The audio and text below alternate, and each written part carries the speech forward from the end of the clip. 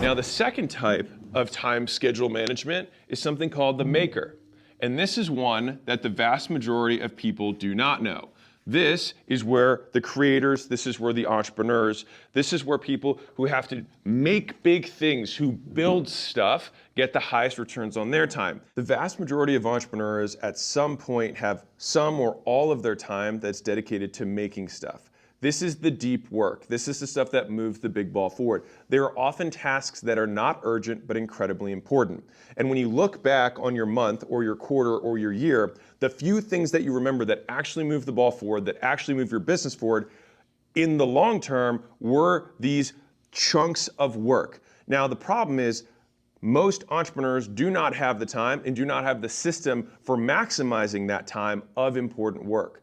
Because fundamentally, if those are the footholds that allow you to push yourself forward towards your goal, then you want as many of those as possible. The difficulty is that it's never urgent. This is like if you're a coder and you need to develop software. Obviously, if that software is developed, that's the most valuable thing you can do. If you're an editor and you make videos, then actually editing the video so that it can get out in media is the most important thing that you can do. If you write copy for emails or you're an author and you write books, you actually writing the book and actually doing the work of the book is the most important thing that you can do.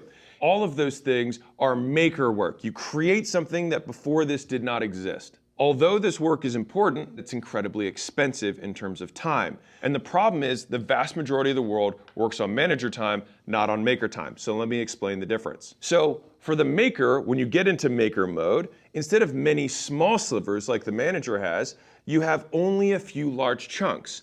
And the reason for that is because if you put a meeting or you interrupt a 4-hour-long block, then you often can't get back to the work that you were doing before. Also, if you know that you have a block that's coming, you can't get into the flow because you know that you're going to have to get out of the flow. And so this is like the end of day meeting that kills you. This is called the Zeigarnik effect.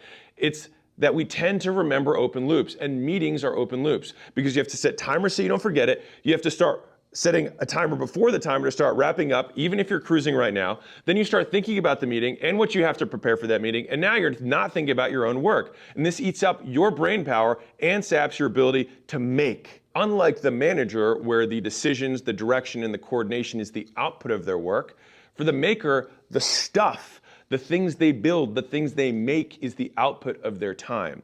And so instead of working on meetings, they work off meetings.